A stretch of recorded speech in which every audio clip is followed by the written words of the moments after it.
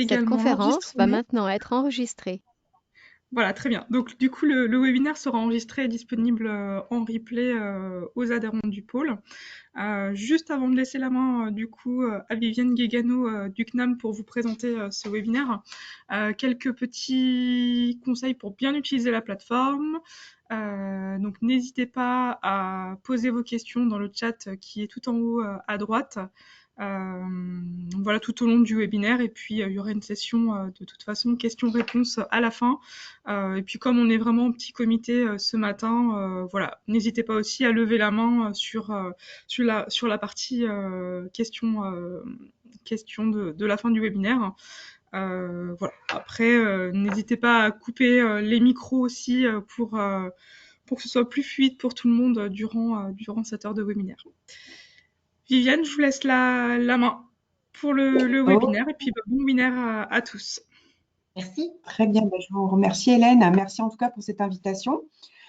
Donc, je suis Viviane Guégano, je suis la responsable du pôle hygiène industrielle et environnement du CNAM Pays de la Loire. On est situé à Angers depuis plus de 20 ans maintenant.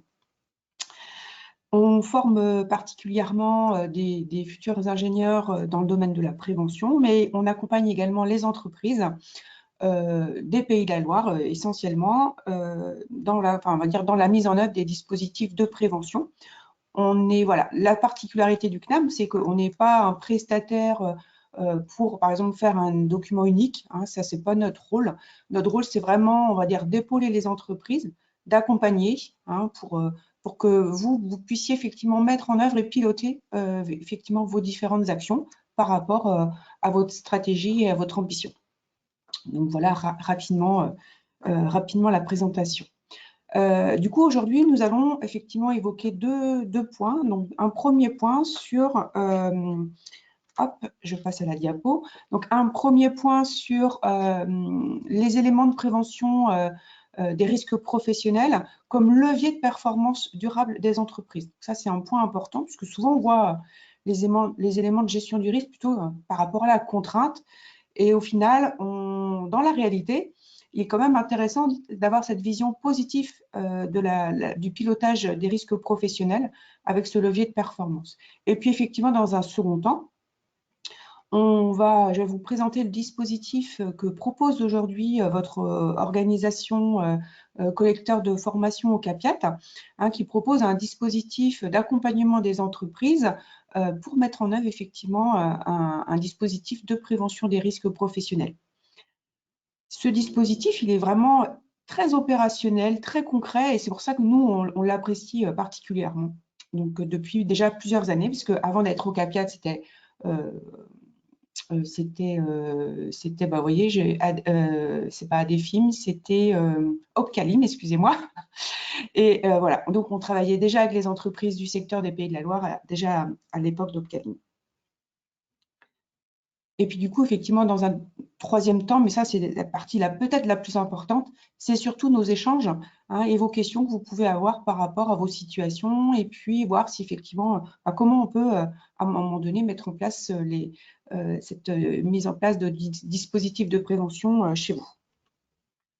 Déjà, pour commencer, effectivement, donc l'objectif de cette présentation, c'était aussi de vous dessiner un petit peu ce que peut être la gestion de la sécurité, de la santé, la qualité de vie au travail comme clé de performance durable de votre entreprise.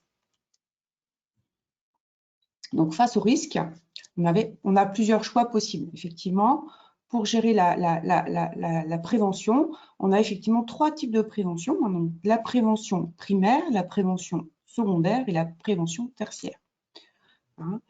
Je ne vous cache pas qu'effectivement, quand on est sur la prévention primaire, c'est ce qui va effectivement avoir des effets à long terme. Hein, c'est ce qu'on fait effectivement, par exemple, vous avez une nouvelle, vous allez construire une nouvelle unité de travail. Ben, effectivement, c'est à ce moment-là qu'il faut déjà réfléchir avant même que votre unité de travail soit aux mains de votre architecte. Il faut vraiment travailler main dans la main, effectivement, pour combattre les risques à la source. Donc ça, c'est très important, hein, c'est d'être en anticipation proactif par rapport à la gestion des risques. Au même cas, effectivement, quand vous voulez vous équiper, on va dire, d'un nouvel équipement de travail, d'une nouvelle machine. Il est hyper important, il est primordial effectivement que vous vous occupiez effectivement de cette prévention de la sécurité de vos salariés. Pour la sécurité, évidemment, la sécurité immédiate, mais également la prévention des risques à plus long terme par rapport aux postures professionnelles, par exemple, à la fatigue, aux postures contraignantes. C'est très important, effectivement, quand vous êtes sur cette projection d'entreprise d'investissement, de travailler par rapport à cette prévention primaire.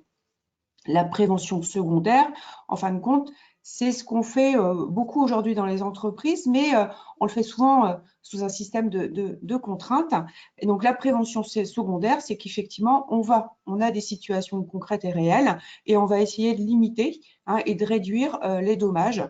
Voilà, donc on va utiliser beaucoup d'équipements de protection individuelle. On va pouvoir aussi faire quelques protections collectives par rapport à certaines situations au mieux.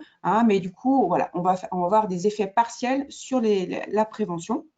Et puis, la prévention tertiaire, donc déjà, au final, c'est quand même pas si mal parce que, voilà, c'est-à-dire qu'elle intervient lorsque le dommage a eu lieu. C'est-à-dire qu'on a un accident du travail, ce qu'on doit faire, ce qu'on devrait faire, parce qu'il faut que ce soit une alerte sur qu'est-ce qu'on n'a pas fait pour éviter cette problématique. Et du coup, donc faire une analyse d'accident, c'est déjà aussi une très belle action. Et du coup, ça peut permettre effectivement d'anticiper les prochaines situations d'atteinte à l'intégrité physique, par exemple.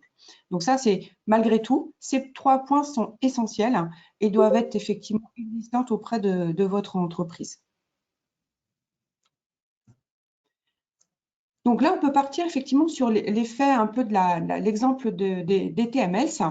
Donc les secteurs les plus touchés, on a l'agroalimentaire, les travaux publics, le bâtiment. En même temps, c'est ces secteurs-là qui possèdent le plus effectivement déjà de salariés. Donc les causes fréquentes effectivement des problématiques de TMS, c'est la manutention, la manutention répétée. Ça, c'est ce qui va causer, on va dire, un tiers, on va dire, des problématiques de TMS. Les charges lourdes, dans les travaux publics, par exemple, dans le bâtiment, effectivement, on a des charges qui dépassent régulièrement les plus de 15 kg, les plus de 20 kg, donc, et du coup, et de façon assez régulière aussi, donc ça concentre les fatigues et l'implication sur le corps. Et également, voilà, ce qui est important quand même malgré tout, c'est le travail sur écran, c'est-à-dire la posture assise. Elle développe énormément aussi de problématiques de lombalgie, par exemple. Donc, en termes de conséquences, alors attendez, mon écran, voilà, comme ça. Donc, les conséquences à ces causes, c'est effectivement les lombalgies, la partie effectivement des membres supérieurs avec le mal au poignet qui est très important, aux épaules également, c'est vraiment les conséquences les plus répandues aujourd'hui des conséquences des TMS.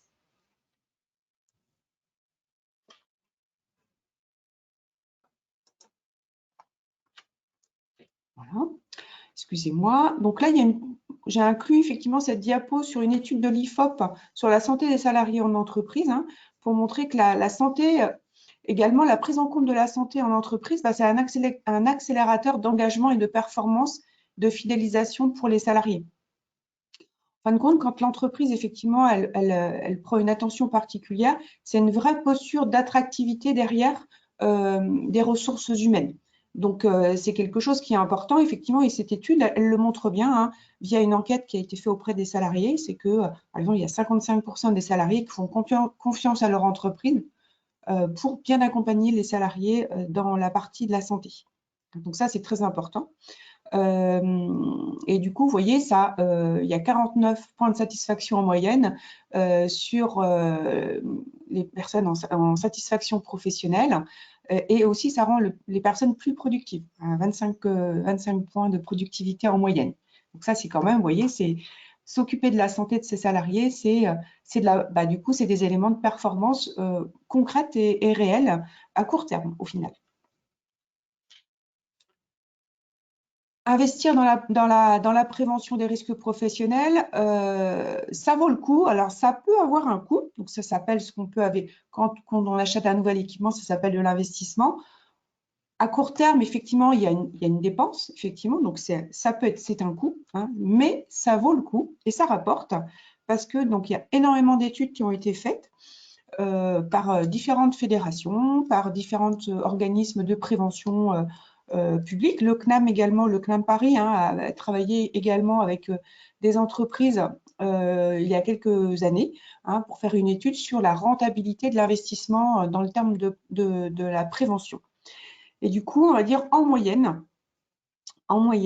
pour 10 € investis pour réduire les risques, en fin de compte, le gain est de 22 €. Donc, c'est-à-dire qu'il y a un retour sur investissement de 2,2. Donc, c'est quand même pas rien. Donc, effectivement, on peut effectivement voir que certains investissements, effectivement, ça a un coût, hein, mais derrière, c'est pour un retour sur investissement assez rapide.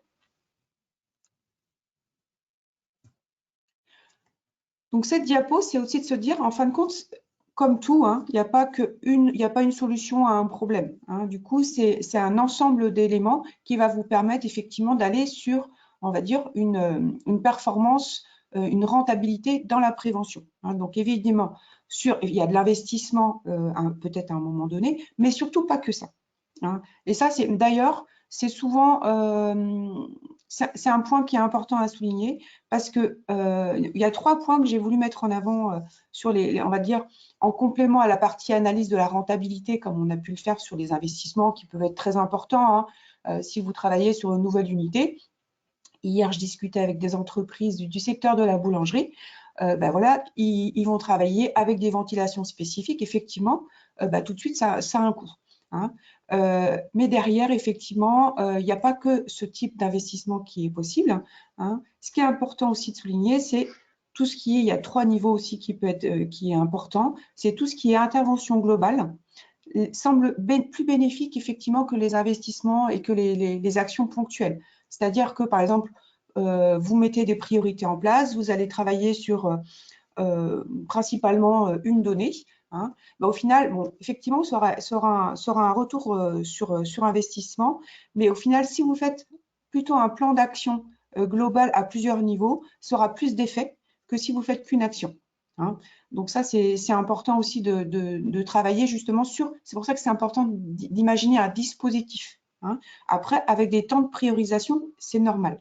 Mais en tout cas, d'avoir un dispositif à moyen terme qui permet effectivement d'engager différentes dimensions dans la prévention. Autre point très important à mettre en place, effectivement, à imaginer dans les actions qui vont effectivement vous permettre effectivement d'avoir une action durable dans le temps, c'est la participation effectivement d'un collectif autour de la prévention. L'histoire d'avoir qu'une personne qui chapeaute et qui prend la responsabilité de tout dans la prévention des risques, ça c'est vraiment derrière nous. Hein. Toutes les études et toutes les situations de travail nous permettent de montrer que ce n'est pas du tout efficace. Hein. Ce qui permet d'avoir des actions durables et efficaces, c'est effectivement de travailler sur un collectif et un partage. Et du coup, aujourd'hui, effectivement, le fait de travailler sur un collectif, donc ça permet déjà d'une part aussi un développement du dialogue social, et ça c'est aussi très important dans les dispositifs de prévention, hein, mais c'est surtout aussi, par exemple, de travailler avec la personne de la maintenance ou avec la personne du RH, qui peut traiter aussi la partie formation et qui voit aussi beaucoup d'informations passer autour des accidents, déclaration des accidents, ce genre de choses. Ça peut être la personne de la gestion de production, ça peut être des chefs d'équipe, ça peut être des opérateurs, évidemment, des personnes des CSE. Hein. Donc, en fin de compte, il faut que ce soit un collectif et que chacun porte, on va dire, et soit pilote d'une partie du projet. Et là, dans cette orientation-là, on arrive vraiment à des propositions et à un dispositif solide hein, qui est vraiment durable dans le temps. Et c'est ce qui est le plus important aujourd'hui pour vos entreprises. Ce qui est important aussi de savoir, c'est souvent aussi l'amélioration continue. Hein, c'est pas effectivement, on va investir 500 millions d'euros sur une usine nouvelle avec tout équipé. Donc ça, c'est effectivement, on est dans la dimension primaire et c'est déjà c'est incroyable, c'est super. Mais en fin de compte, la dimension de l'amélioration continue en lien, par exemple, avec la prévention primaire. C'est-à-dire qu'on a un incident, on a un accident. Le fait de faire l'analyse accident et la gestion des incidents, les presque accidents, ce qu'on peut appeler les presque accidents, ça permet de se dire qu'est-ce qui s'est passé. On va faire une méthode d'analyse accident, l'arbre des causes, et à partir de là, on va mettre un plan d'action en place pour effectivement éviter les prochaines situations à risque. Et peut-être effectivement juste l'amélioration. Quelquefois, c'est effectivement travailler sur un désencombrement des espaces de travail. Ça va être effectivement de rajouter tel ou tel dispositif dans le poste de travail. Souvent, c'est des choses qui coûtent pas grand-chose, mais il faut que ce soit mis en place rapidement. Voilà. L'amélioration continue, vous pouvez vraiment, c'est vraiment très important dans cette vision de investir dans la prévention durable et rentable pour votre entreprise. Donc voilà, un petit peu ce que je voulais vous dire, je voulais que ce soit un petit peu, comment dire, concentré. L'objectif, c'est vraiment de se dire qu'en fin de compte, la prévention, c'est pas vraiment, on peut pas l'imaginer essentiellement comme une dépense, une contrainte du Code du travail, ça l'est. Il faut pas le négliger. La conformité réglementaire, elle est quand même très importante aussi. Ça vous sécurise. Mais également, voilà, toutes les actions que vous faites. Il y a effectivement derrière, il y a une plus-value sans jugement à avoir là-dessus. Donc là, maintenant, je vais vous présenter la partie du dispositif OCAP4. Donc OCAP4, c'est l'opérateur de formation qui est existant maintenant depuis 2 ans. Ça a été le regroupement de plusieurs acteurs de la formation avec l'agriculture, les coopératives agricoles, la pêche, l'industrie alimentaire. Voilà. Et donc, c'est l'OCAP4 est réparti sur tout le territoire. Et les DOM-TOM d'ailleurs aussi. Donc, qui est concerné par le dispositif? Toutes les entreprises donc, des secteurs de OCAP4, sauf la pêche et la culture marine, coopérative maritime. Donc, voilà. Donc, nous, dans le 49, on est un petit peu plus éloigné de ces domaines-là, donc il n'y a pas de problème. Voilà. Et quels sont les objectifs du dispositif OCAP4 dans le cadre de la prévention des risques professionnels? Eh bien, c'est tout d'abord de faire un état des lieux des entreprises et réaliser du coup un diagnostic. Et c'est ce diagnostic, cet état des lieux, qui va permettre effectivement de travailler sur un plan d'accompagnement des entreprises et du personnel en charge du rôle opérationnel dans la prévention des risques, mais également effectivement de travailler avec les représentants du personnel et les membres du CSE.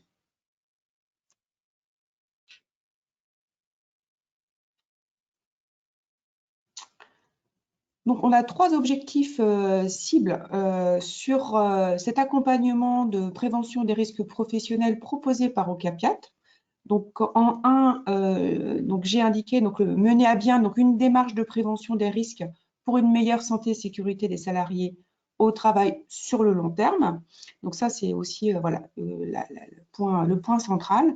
Mais également, c'est de travailler sur une méthodologie pour s'appuyer sur la réalité du travail, son organisation, ses contraintes, et en intégrant les différents acteurs de la prévention, y compris les salariés. Et quand je parle des acteurs de la prévention, c'est qu'il y a tout un écosystème de prévention, d'institutionnel de la prévention autour de votre entreprise.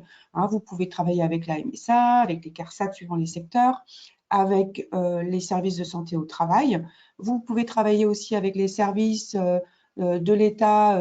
Il y a des conseillers prévention aussi dans les directs, dans les DRITS maintenant, au ministère du Travail et de la Formation professionnelle. Donc, il y a toute une organisation autour de l'accompagnement des entreprises et il faut vraiment travailler là-dessus. Et également, du coup, c'est de réaliser un plan d'action permettant d'améliorer les conditions de travail selon les 3 axes techniques, organisationnels et humains. Voilà, donc on part sur une démarche, comme on l'a vu tout à l'heure, c'est important, à moyen terme et à long terme.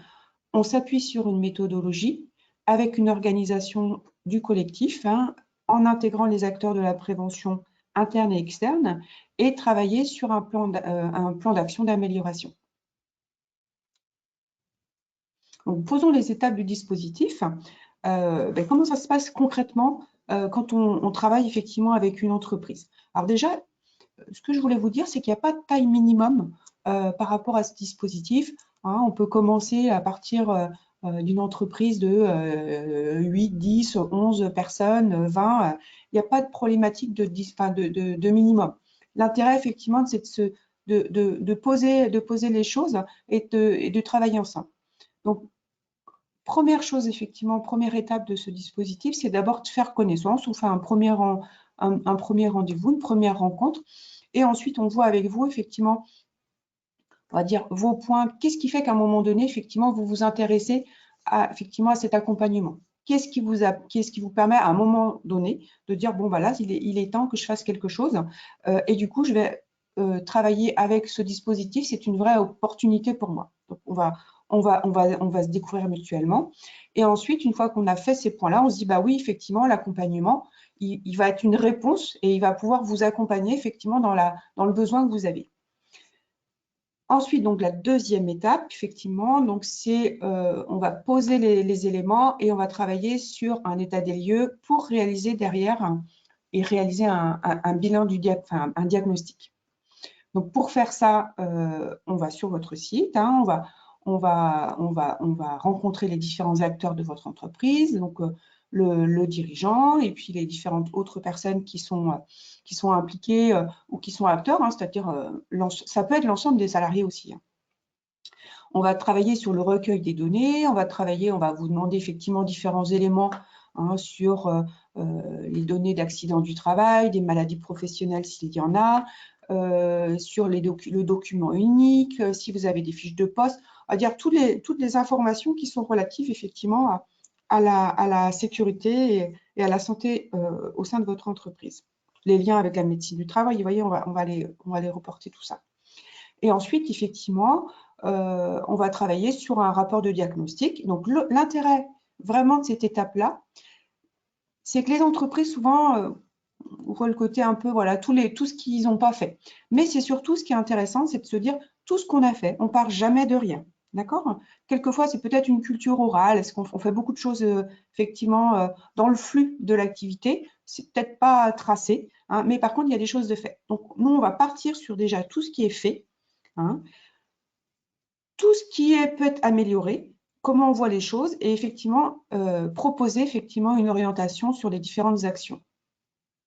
Et ça peut être ensemble aussi, hein, par exemple, je ne sais pas si vous avez une problématique particulière autour vraiment des TMS ou une problématique particulière. On a vu récemment, on a accompagné une entreprise avec des problématiques de risque chimique. Donc ça, c'est quelque chose de très spécifique. Donc il y a vraiment voilà, une montée en compétences à faire là-dessus. Donc on avait vraiment travaillé de façon ciblée sur ces problématiques. Donc, on fait le rapport de diagnostic et on fait nos préconisations, mais surtout, c'est vraiment un échange entre notre intervenant et votre entreprise. Donc, ça, c'est très important de se dire, c'est en commun qu'on va travailler ensemble sur le dispositif d'accompagnement. Du coup, donc, on arrive à cette troisième étape qui est de former et d'accompagner. Donc, le dispositif, il est sur une durée, donc le diagnostic, il est sur une journée environ, hein, enfin, maxi une journée de toute façon. Et ensuite, la partie formée et accompagnée, on est sur 4 jours. Hein, on est sur 2 fois 2 jours, comme l'explique au CAPIAT, mais après, en termes de durée, voilà, c'est au maxi sur 4 jours. En tout cas, donc, sur cette étape-là, on va d'abord effectivement consolider les connaissances nécessaires. Et puis ensuite, on va travailler vraiment sur l'accompagnement. C'est vous qui faites. Et nous, on vous accompagne. Hein. On est là comme facilitateur, on va dire, du parcours. Donc, on va vous donner des apports méthodologiques, des repères, peut-être effectivement sur vos responsabilités civiles et pénales. On va aller travailler sur les différentes obligations que vous avez si vous n'avez pas tout en tête, par exemple.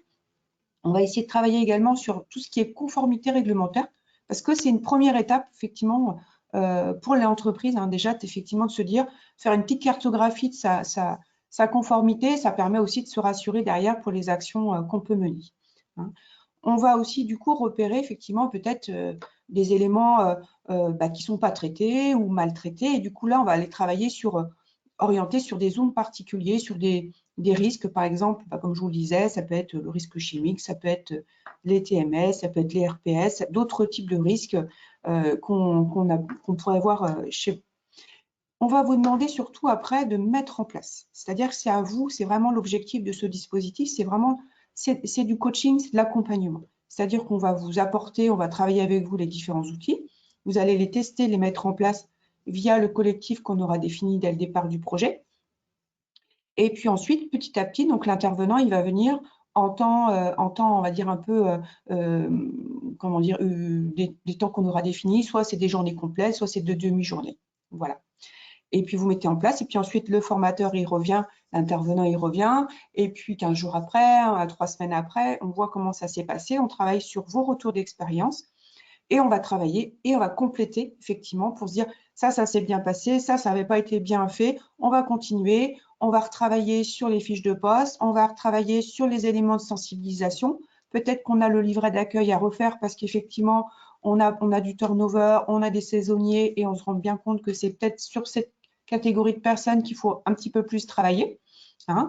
On va aussi formaliser des choses parce que ça, si dans le cas de la conformité, c'est important d'être rassuré sur ces éléments de traçabilité qu'on vous demandera à un moment donné. Donc, c'est voilà. Donc, c'est pour ça que l'équipe multidimension, elle est très importante parce que chacun a son petit rôle dans tous ces éléments-là. Ce qui est important aussi dans cette partie former, accompagner, il est tout à fait envisageable de faire cette partie-là sur du collectif. C'est-à-dire que, par exemple, on va dire tous les apports méthodologiques et les repères, ça, pourquoi pas, ça peut être complètement d'une entreprise à l'autre, ça peut être partagé. On peut faire des unités communes. Alors, le diagnostic, vous voyez, ça, c'est vraiment très personnel à chaque entreprise. Après, on peut faire des unités communes de formation et d'accompagnement autour des apports méthodologiques. On peut faire ensuite un retour individuel dans l'entreprise sur le retour d'expérience, comment ça s'est passé, comment on peut améliorer. Et puis, pareil, une journée encore en commun sur, sur les retours d'expérience, sur ce qui a été bien passé dans une entreprise, moins bien dans l'autre, pourquoi, comment. Et effectivement, on est vraiment dans du co-développement collectif pour encore améliorer et mieux travailler dans son entreprise. Pour finir cet accompagnement, l'intérêt et l'objectif de tout ça, c'est que tout ça se soit ancré dans vos pratiques. Donc, l'objectif, c'est que ce soit durable, avec donc on va dire une thématique autour de la pérennisation des actions. C'est-à-dire qu'à la fin de la 4e journée d'accompagnement, là, donc c'est la 5e journée au final du dispositif, la dernière après-midi, elle va servir vraiment à ça, de se dire, bon, on va faire le bilan de tout ce qu'on a pu mener, sur quoi on peut s'appuyer pour demain, d'accord? Il faut que ce soit du pratico-pratique, il ne faut pas faire l'usine à gaz, il faut faire du pratico-pratique, il faut avoir un pilote qui va se dire, avec des repères dans l'agenda, dans le temps, en disant, tous les ans, au mois de janvier, on va pouvoir faire ça suivant l'organisation de l'entreprise, ou effectivement, il y a une personne qui va plutôt s'occuper de ça, la formation, la sensibilisation des personnes qui arrivent, travailler sur l'évaluation après accident, c'est pareil, ça peut être un petit comité aussi particulier qui gère ça.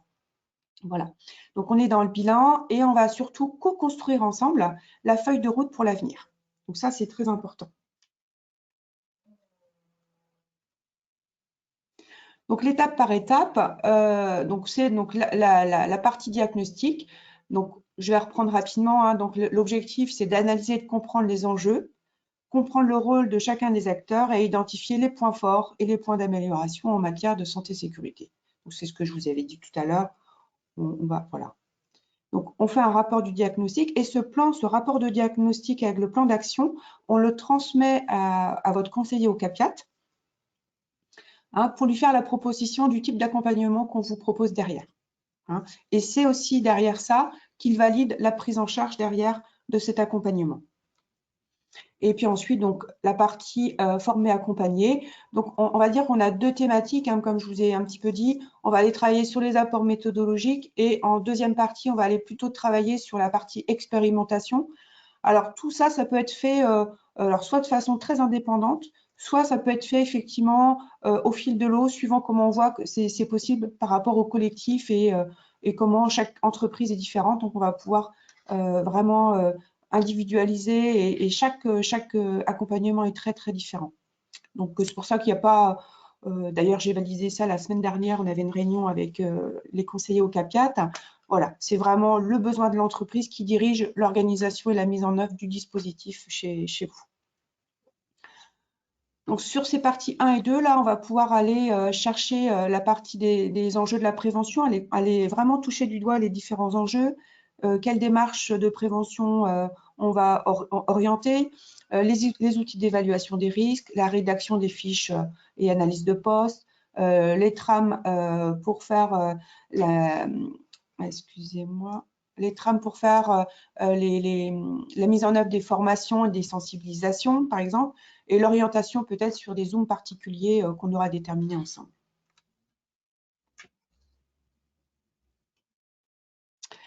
La partie pérennisation, hein, donc c'est la feuille de route qui est très importante. On fait le bilan, tout ce qu'on a pu avancer et ce qui reste à faire, les priorités voilà, à court terme, à moyen terme et à plus long terme. Et cette partie-là, du coup, c'est pareil, on invite le conseiller au CAPIAT. C'est hyper important hein, que votre opérateur de formation soit à vos côtés hein, pour continuer à vous accompagner, pourquoi pas, hein, l'année suivante, l'année d'après, enfin voilà, en tout cas, qui soit partie prenante hein, de cet engagement que vous faites dans la prévention.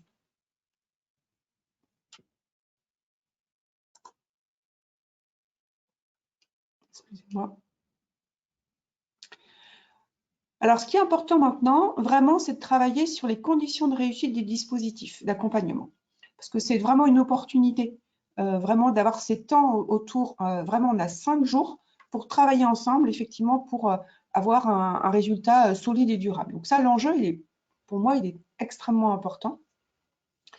Donc, première condition de réussite à intégrer, c'est l'implication et la nomination, l'implication de la direction, pardon, et la nomination d'un pilote du groupe de projet. Ça, c'est hyper important parce que c'est ce qui va permettre, parce que suivant les contraintes, vos contraintes de production, vos contraintes, des différentes contraintes que vous avez dans votre entreprise, et effectivement, elles sont, je sais, hyper importantes au vu de vos activités, il va être hyper important qu'à un moment donné, effectivement, on ait un pilote dans le groupe pour se dire, voilà, il y a des échéances, on a dit qu'on allait faire ça, il faut qu'on les mène.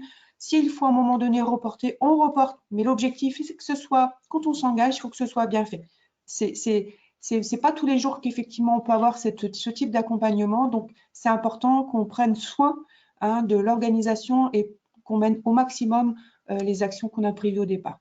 L'implication de la direction, elle est fondamentale dans tout le dispositif qu'on va mener pour, on va dire, avoir une légitimité effectivement dans ce dispositif. Deuxième point fondamental aussi, hein, c'est la partie démarche participative.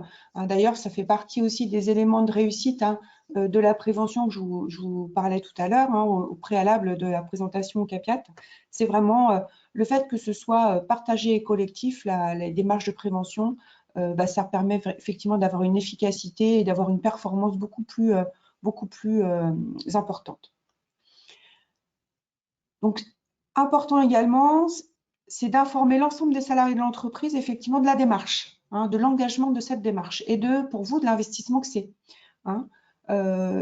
Et du coup, ça permet effectivement de mettre les personnes effectivement en confiance, d'être transparent sur le fait, effectivement, si vous avez un intervenant qui vient de l'extérieur, de fait qu'il soit présenté, hein, il n'est pas là pour contrôler. Hein, c'est important aussi que les personnes elles aient cette image-là, parce que la prévention, ça peut être aussi l'inspection du travail. Vous voyez, c'est pas là, on n'est pas dans le même dispositif. Là, on est là pour améliorer, pour que les personnes se parlent justement, pour que chacun soit acteur de la prévention. Il faut jouer le jeu effectivement d'avoir cette transparence sur les données de l'entreprise hein, pour que nous, en tant qu'experts externes, on puisse les prendre en compte, voir les forces et les points effectivement à travailler pour ensuite travailler effectivement sur les points d'action prioritaires. Vous proposez, nous, notre vision par rapport aux données qu'on peut avoir. Hein. on peut être effectivement pas spécialement d'accord, hein, quelquefois, sur ces points-là. Après, justement, c'est un échange entre nous et il n'y aura pas de souci là-dessus. Il y a une disponibilité aussi par rapport à l'analyse des situations de travail. L'objectif de la mise en œuvre de la démarche, c'est pas du tout que ce soit un travail, on va dire, de bureau, que ce soit un travail juste sur les données de l'entreprise, hein, avec l'EDU qu'on a pu avoir entre les mains, peut-être les différentes données en termes d'accidentologie, par exemple, s'il y en a. L'intérêt, effectivement, c'est de se dire, on a toutes les données, mais l'intérêt aujourd'hui, c'est d'aller sur les situations de travail réelles, hein, parce qu'effectivement, on a toujours un décalage entre le travail réel réalisé dans l'entreprise et effectivement le travail prescrit qui est peut-être intégré dans votre DU aujourd'hui. Et à la fin, c'est de travailler collectivement, donc c'est-à-dire entre l'intervenant qui est à votre service et également le groupe de travail qu'on aura déterminé, que vous aurez déterminé au départ. Donc de travailler la feuille de route pour vous accompagner effectivement dans le plan d'action durable en termes de prévention des risques professionnels. Alors, en termes d'intervenants, donc j'ai aujourd'hui 2 intervenants privilégiés pour accompagner ce dispositif. Donc j'ai Pascal Soulard. Pascal Soulard, c'est un préventeur du secteur du 49, hein, il est sur Angers. Il a travaillé 37 ans dans une entreprise pharmaceutique sur la région d'Angers. On travaille avec Pascal sur ces dispositifs depuis déjà peut-être 8 ans, 9 ans. Hein. C'est quelqu'un, ce qui est intéressant, c'est qu'il a vraiment cette posture très professionnelle, c'est-à-dire qu'il a l'habitude vraiment de travailler sur les situations de travail concrètes et réelles et de se dire, ben voilà, comment on peut faire un pas, hein, pour améliorer. Et l'objectif, hein, c'est pas qu'on vous mette encore en place des usines à gaz. Pascal, c'est quelqu'un également qui est agréé donc, par la CARSAT en tant que formateur PRAP, donc tout ce qui est, ça va être gestes et postures et amélioration des conditions de travail. Il est également formé et il travaille pour le CNAM pour les formations des salariés désignés compétents en prévention des risques professionnels. Hein, il y a une réglementation aujourd'hui, les employeurs doivent avoir un salarié compétent en termes de prévention. Donc ça, c'est des points aussi qu'on pourra voir ensemble. Également sur toute la partie évaluation des risques professionnels et la formation des dirigeants dans le cadre des contrats de prévention. Hein. Donc voilà. Et également, Pascal Soulard nous donne des cours à nos élèves sur tout ce qui est justement analyse des accidents du travail, la partie évaluation du risque professionnel, risques chimiques, voilà, tous les dispositifs d'accompagnement des entreprises. Et du coup, Valérie Dachary, c'est aussi c'est une collaboratrice interne de chez nous, hein, qui est également qui a un parcours de HSE comment dire, avec un master en responsable HSE et qui est responsable du parcours de formation chez nous aussi. Pour terminer, voilà juste quelques références d'entreprises qui ont travaillé avec nous sur la mise en œuvre effectivement avec du dispositif OCAPIAT. Donc dernièrement, on a eu donc Extrait d'Anjou et Somextra. Somextra d'ailleurs, c'est pas terminé. Il nous reste une étape à faire, donc la dernière étape. Donc voilà, en lien avec OCAPIAT qui vont venir. On a aussi Épi Océan, on a eu donc la Boulangère, Facier, Covy, la Micaline, Chausseur Food, Fleuron d'Anjou et Castel Viande ces dernières années. Hein, donc voilà, en tout cas, le retour que j'ai pu avoir par exemple d'Extrait d'Anjou et Somextra, c'est vraiment voilà, c'est la partie opérationnelle, la remise, on va dire, en ordre d'un dispositif. C'est-à-dire que souvent dans les entreprises, bon, c'était un petit peu parcelé, c'était pas un dispositif, vous voyez, cohérent et visible. Et du coup, bah voilà, donc l'action du dispositif d'accompagnement au CAPIAT a permis effectivement d'aller travailler vraiment sur les fondamentaux et de mettre en place effectivement un dispositif hein, qui suit l'activité de l'entreprise. Donc ça, c'est très important. Donc, vous voyez, j'arrive au bout de la présentation. Je n'ai pas trop fait attention à l'heure, du coup. Donc, surtout, maintenant, je reste à votre disposition. Sur le reste de la présentation, Il y a également toute la partie connaissance du CNAM, mais ce n'était pas le propos aujourd'hui, donc je ne vais pas passer trop de temps là-dessus. Hein. Et puis également nos contacts, donc vous pourrez retrouver ça. J'ai transmis la présentation donc, à Hélène, donc elle pourra également la retransmettre. Merci Viviane pour cette intervention. N'hésitez pas du coup à soit poser votre question dans le chat, soit prendre la main directement pour poser votre question. On en a déjà une de Pierre Chicoteau de Norfeed qui nous demande leur organisme est Acto. Pourrait-on bénéficier du même support? Alors, pourquoi pas? Par contre, c'est pas du coup Acto enfin voilà, au Capiat, eux, ils ont mis en place ce dispositif avec des financements, des financements très intéressants pour les entreprises de moins de 50 salariés.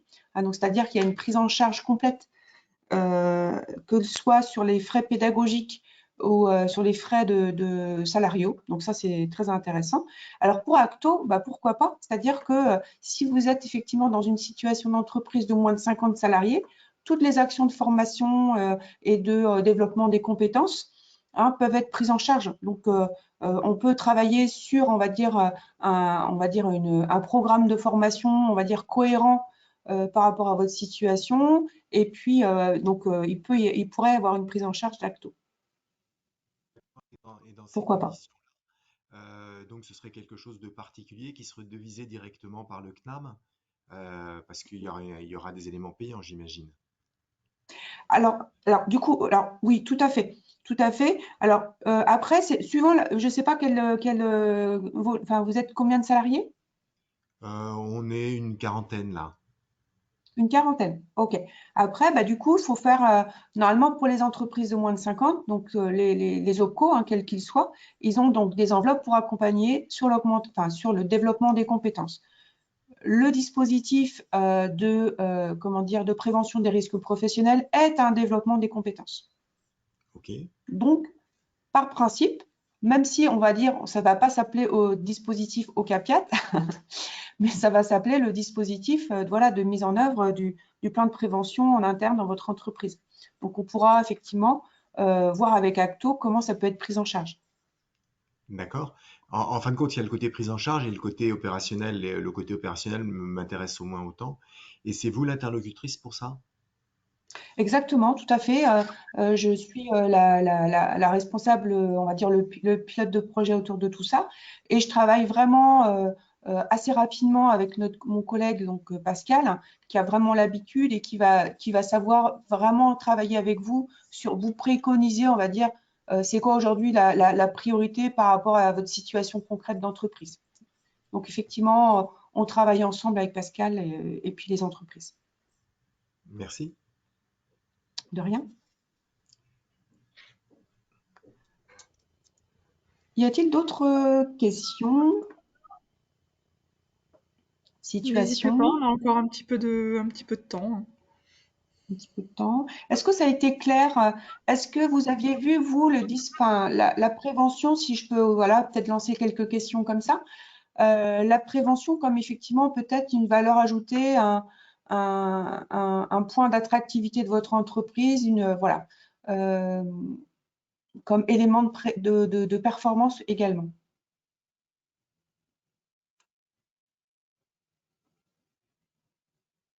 Si je peux répondre à la question, je suis Athénaïs Pauvert, je suis la responsable ressources humaines chez Ortival Diffusion et je confirme, nous, c'est une démarche qu'on a engagée déjà depuis un certain nombre d'années et c'est quelque chose qui fonctionne bien et sur le long terme.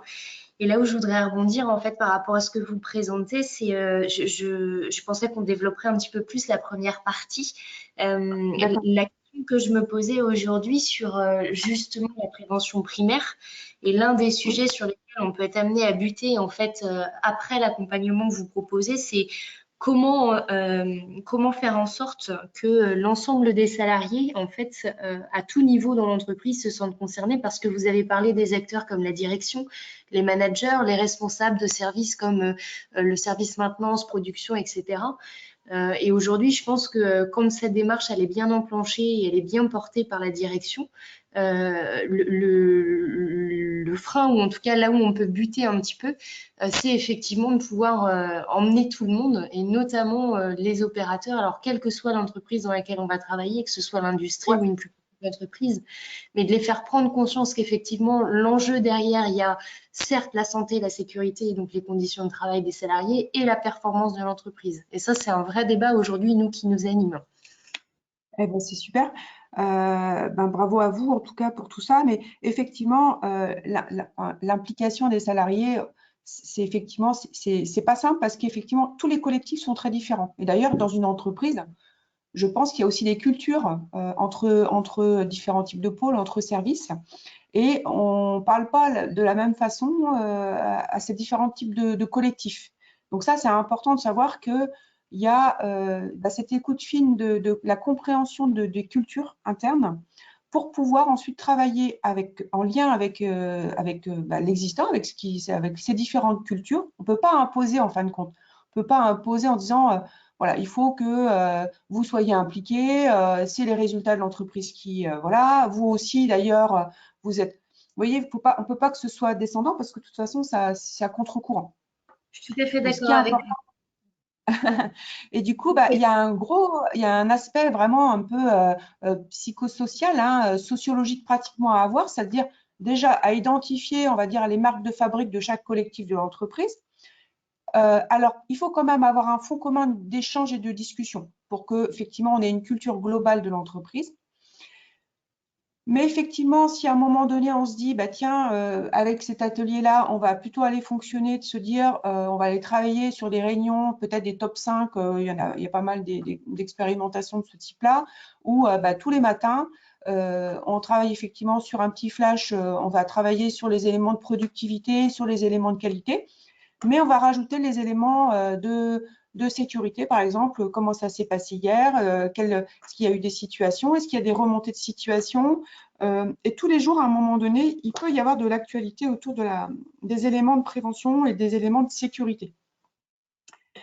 Et également, peut-être effectivement travailler pour certains collectifs qui vont se dire, qui vont être plus dans la partie un peu de challenge, pourquoi pas, hein, pour certains, ça va être travailler sur j'ai vu ça hier dans une présentation d'un élève qui travaille en alternance dans une entreprise. Ils ont un challenge, un espèce de concours interne sur le fait effectivement de réduire les risques sur leur poste de travail. Et du coup, voilà, il y a chaque situation, il y a des améliorations qui sont proposées par les salariés. Et ensuite, à la fin du mois, il y a une élection en tout cas sur l'amélioration la plus performante. Alors, ça peut être bien pour certains, mais ça peut être à contre-courant, vous voyez, ce type de solution aussi pour d'autres. Donc, c'est pas évident. Il y a vraiment on va dire, il y a un aspect culturel, on va dire, entreprise complet, à se dire, c'est quoi la prévention dans mon entreprise? Et c'est important qu'à un moment donné, les salariés rentrent dans c'est quoi la dimension de la prévention dans mon entreprise, d'accord? Et puis après, effectivement, de s'intéresser à chaque groupe qui est assez différent pour effectivement de se dire comment eux, ils peuvent contribuer à cette culture de l'entreprise. Donc, il peut y avoir différentes solutions pour les faire travailler, par exemple, plutôt que ce soit, par exemple, le service RH ou le responsable de PREF qui travaille autour des éléments de sensibilisation des nouveaux recrutements ou sur l'analyse d'accidents aussi.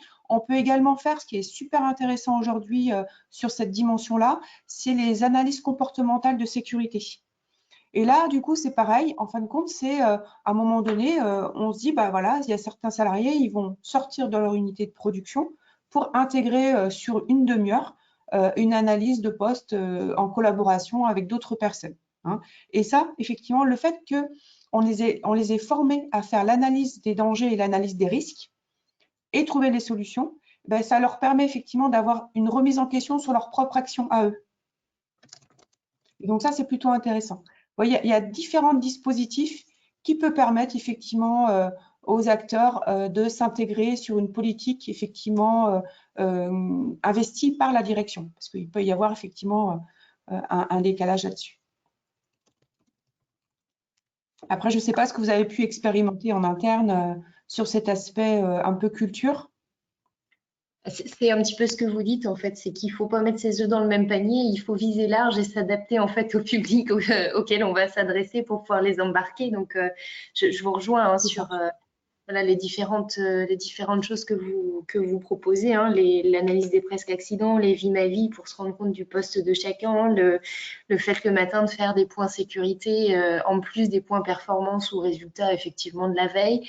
Voilà, ça c'est des choses effectivement. On a une démarche sécurité qui est plutôt bien installée et bien ancrée. Et c'est vrai que voilà, l'idée derrière, c'est qu'est-ce qu'on peut faire de plus. Donc c'est pour ça que c'est toujours intéressant d'avoir un regard Exactement. extérieur aussi. Exactement. Voilà. Après, c'est vraiment, ouais, après, il faut être un peu innovant. Et puis, c'est vrai qu'il faut être à l'affût de se dire, ben, en fin de compte, là, ça y est, on sent que ça redort un petit peu, ou il y a moins de dynamisme. Qu'est-ce qu'on peut faire aujourd'hui? Comment on va pouvoir réactiver les choses? Parce qu'effectivement, les éléments de prévention, bah, c'est quelque chose de vivant, c'est comme tout le reste. Bah, voilà. Donc, et puis aujourd'hui, les cycles de l'entreprise évoluent beaucoup. Hein, Oui. et du coup, bah, les éléments aussi, les réponses qu'on peut faire en prévention bah, doivent suivre ce mouvement-là. C'est-à-dire que ce qu'on a mis en place à un moment donné, les vies ma vie, bah, à un moment donné, bah, il faut changer, il faut passer à autre chose parce qu'on se rend bien compte que bah, parce que ça, voilà, ça s'endort un petit peu et puis on va repartir sur autre chose. Hier, j'étais en présentation, c'est nos élèves, là, on avait 25 élèves qui nous faisaient leur présentation de projet de mémoire. Il y a certaines entreprises là, qui travaillent sur des escape games. Alors, vous voyez, c'est un côté un peu ludique. Alors, c'est un gros investissement en termes d'organisation et d'ingénierie de pédagogie, hein, c'est incroyable. Mais à un moment donné, effectivement, bah, il y a, voilà, il y a des solutions comme ça qui peuvent être intéressantes. Mais souvent, c'est vraiment le plus simple qui est le plus performant hein, aussi. Hein. C'est-à-dire, c'est vraiment l'échange régulier. C'est aussi en termes de santé, se dire, bah, voilà, comment tu te sens, comment physiquement tu te sens. Il y a toute la partie échauffement aussi quand on est sur toute la partie problématique TMS. Hein, le fait de souffler, de prendre, de se poser, en fin de compte, ça fait partie aussi du temps de travail.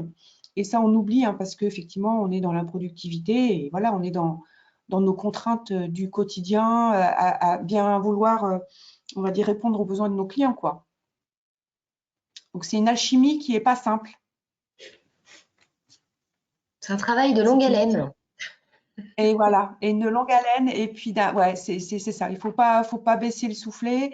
Il faut pas dire que ça sert à rien parce que tout ce qu'on fait sert. Voilà, c'est ce que, enfin moi, c'est aussi un petit peu pour ça que je dis que le diagnostic dans l'accompagnement du dispositif, il est très important parce que souvent on fait beaucoup de choses. Il y a beaucoup d'investissements individuels, collectifs, de la direction, de certains salariés, voilà. Et en fin de compte, c'est souvent pas assez mis en valeur parce qu'aussi la prévention, enfin, il y a une partie marketing et une partie communication. C'est peut-être pas très sympa de le dire comme ça, mais un peu quand même, de tout ce qui s'est bien passé, parce qu'on va faire les flash accidents, donc c'est plutôt, voilà, c'est important d'informer sur ce qui s'est passé, hein, on va dire, mais c'est aussi important de communiquer sur tout ce qui s'est bien passé et ce qu'on a évité au final. C'est pas facile à faire ça. Mais en tout cas, voilà, la prévention, c'est aussi ces éléments de communication. Donc, quand on accueille les nouveaux salariés, tout au long de la vie professionnelle des salariés, comment on peut réactiver les choses. Donc, bon, voilà, le dispositif, il est basé sur tout ça.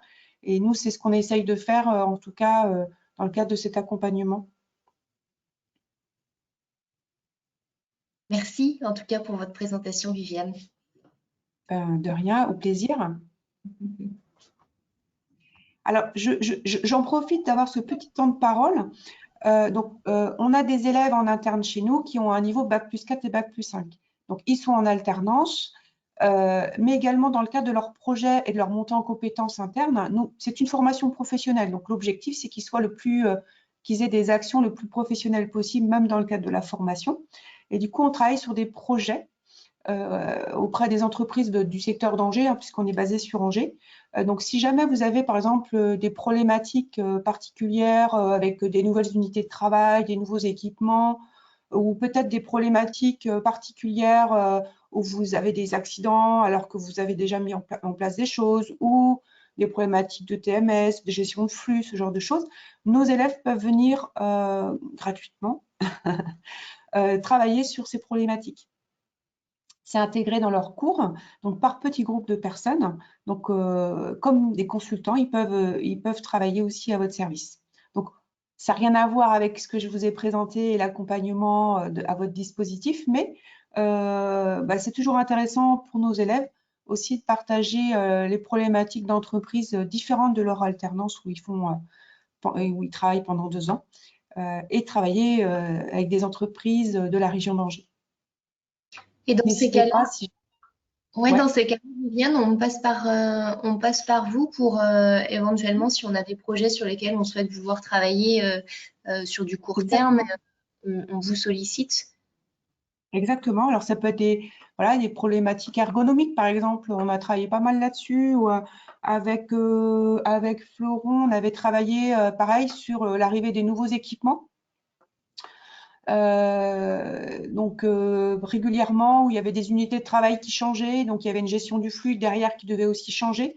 Donc, analyser pour mieux gérer le flux de circulation. Et du coup, là, on est sur de la prévention primaire, hein, c'est-à-dire on anticipe pour rééquilibrer, on va dire, les différentes unités de travail pour que ce soit le plus fluide possible. Donc oui, vous me contactez avec plaisir.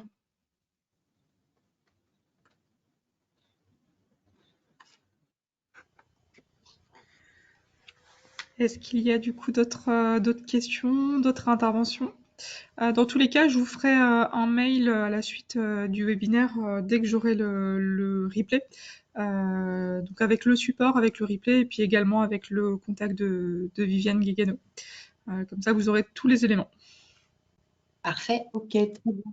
Parfait. Bah, écoutez, merci en tout cas de votre écoute et de votre intérêt pour la question. C'est un plaisir. Merci. Merci à vous. Bonne journée. Merci. Merci à vous. Bonne journée. Merci à tous de votre participation. Très bonne journée. Au revoir à tout le monde.